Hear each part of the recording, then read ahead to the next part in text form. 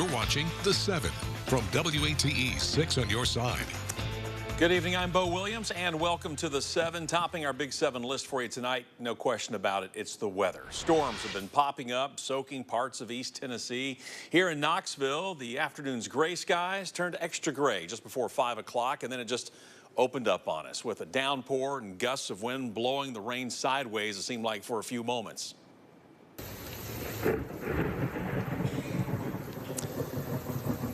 You know, around that time, Hope McAlee, one of our digital reporters, stuck her phone out of the newsroom door, catching that thunderclap you just heard and feeling the spray from all that wind-blown rain here at our North Knoxville studios. N6 Sports' Sam Rothman was over at Lindsey Nelson Stadium sharing this view just before 5 o'clock. You know, the Vols game had already been moved up because of rain.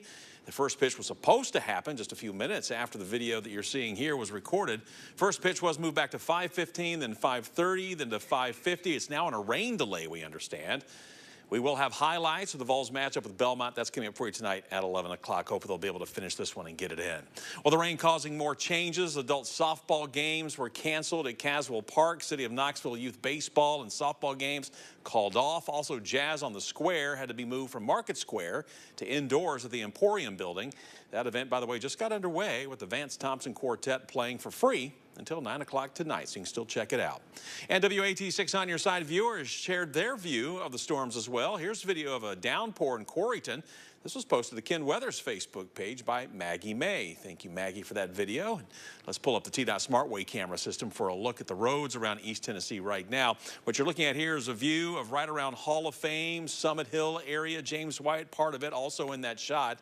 Wet roads out there for some of you right now if you're getting ready to head out the door, so be careful. WATE 6 on your side, Chief Meteorologist Ken Weathers tracking these storms for us, sharing the warnings all afternoon. So, Ken, how much longer? What's left out there? Still a little bit longer, Bo, especially from Knoxville, let's say south and eastward, but some good news for areas to the north, which I'll talk about. But the watch has been canceled for the plateau up into Kentucky, so no more severe weather there. And as I mentioned, basically Knoxville south and eastward, still an opportunity. That's where the area is shaded in oranges. That's a severe thunderstorm watch, meaning conditions are favorable, or it's possible we could see severe thunderstorms. One warning still going on until 7:15. That does include Knox County with this cell, which I'll show you in just a minute. A lot of heavy rain and some lightning. Weakening storm moving into portions of Greene County. Let's focus on this one right along the 640 corridor westward back towards the Amherst community. Powell High School right around 703, Northwest Middle 704, and Pleasant Ridge at 704 as well as that pushes east. Could be some winds, maybe 40, 50 plus miles per hour and some small hail. That's probably what this is turning more into, is more of a wind potential than hail. Want to show you to the north and east. This storm has weakened as it's made its way into Greene County, but heads up Greenville, Chuckey Elementary, that's going to be some heavy rain pushing east of the 81 corridor. And kind of a wider perspective for you, you can see as this last line is moving through, we're dropping those watches back towards the west. So it won't be much longer, another hour or two when this finally moves out and things will start to settle down. 6 timeline showing from where we are now at 7 through 8 o'clock, and then by the time we join you again at 11, should be much quieter. Maybe a passing shower or two, but the severe threat, again, over with probably between 8 and 9 across the area. And then through the night tonight, we're talking about quieter conditions between 3 a.m.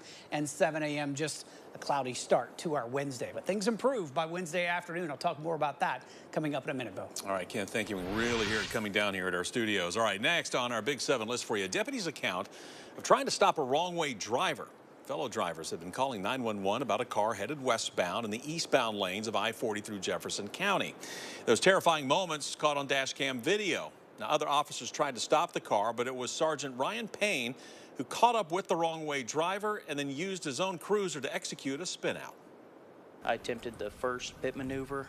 Vehicles were too close, so I went back behind him. He brake checked me and slammed into the rear of him. I then saw a window of opportunity to attempt another pit maneuver before we entered into the Sevier County area. The front side of my vehicle just gently pressed it against the passenger side of, or the driver's side of his vehicle. It was a sense of relief that this is over.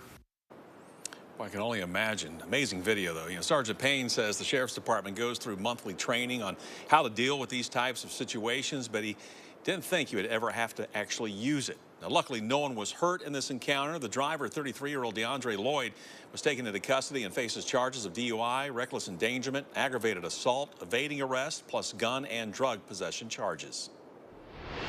Another chase in our Big 7 at 7 list for you, and this time the ending is amazing in its own different way. The guy trying to get away by climbing 20 feet up into a tree. You see him there. Take a look. Cook County Sheriff's Office shared these pictures after catching up to Keenan Murphy. Deputies saying Murphy was wanted on felony warrants in more than one county. After they spotted Murphy this morning, they wound up chasing him through Cook and Sevier counties. The pictures show how his SUV was driven until the tires burned up and the rear wheel was, well, ground down to, well, past the rim. That's when, according to the arrest report, Murphy tried to run away and go vertical, climbing the tree. Murphy eventually climbed down and surrendered to authorities. Our next big story for you, a husband talking about losing his wife in a motorcycle crash. As she's been remembered in the local motorcycle community, he is sharing memories tonight and facing the grief of witnessing the death of someone he loved. 36-year-old Tamara Hensley died last Wednesday. Husband Alex Sandberg says the couple enjoyed riding with each other and with their friends. Sandberg says he was there on Norris Freeway when a ride turned deadly. As we were coming through the dip there, going past Walmart, there was a car that pulled out in front of her. At first, it looked like she was going to get up. The get off looked like she should get up, and she never moved, and it was just, it sucked the life out of me. I know personally encouraged a lot of new females to join our group and to ride with us, and she's just been extremely influential in our local community. We have to just keep doing what she wanted us to do. You know, I love motorcycles. I work from home on motorcycles. I ride motorcycles every time I get a chance. Members of the sport bike community are rallying behind Sandberg, holding a benefit ride Saturday morning, leaving from the Walmart on Western Avenue around 11 o'clock. We're told the money raised from the benefit ride will all go to the Hensley family. A deal that drew criticism falls through in our next Big 7 story for you tonight. It would have converted a senior living facility, which had already been created from an old school, into a rehabilitation center. You know, as we showed you over the last couple of months, that worried neighbors in the community around South High Senior Living. But now the McNabb Center has dropped its effort to buy and rezone the property. And that's part of that due diligence that we've been working on for months and months, meeting with city council members and really hearing their thoughts about where is the best place to have residential treatment facilities, and especially around the rezoning. That was really the issue, and what was on the agenda was, were we able to rezone? And it just really wasn't the right thing to do at this moment. Now, John Timmerman is a resident at South High and says he and others felt a sense of relief when they heard the news. At first, I didn't think we had a chance anyway, but then as the community kept coming together, the neighborhood association kept coming together, and, you know, nobody's against drug rehab. We just didn't want to have to give up our home for that. The McNabb Center plans to continue looking for new locations or renovate their current Center Point facility to increase the number of beds. Meanwhile, the McNabb Center's decision getting praise from City Councilman Tommy Smith, saying in a statement, quote, "McNabb listened to the community and made a very hard decision. It is extremely rare for an organization or business to show that level of consideration. We should all be grateful for McNabb and its continued role in Knoxville." Next year, 7 o'clock, Tennessee Governor Bill Lee wanting Tennessee to lead the nation on nuclear. Lee today coming to Knoxville to sign an executive order creating the Tennessee Nuclear Advisory Council. Lee choosing our area on account of the history in nuclear energy, from the Manhattan Project to new projects like a small modular nuclear reactor and a fuel facility in Oak Ridge.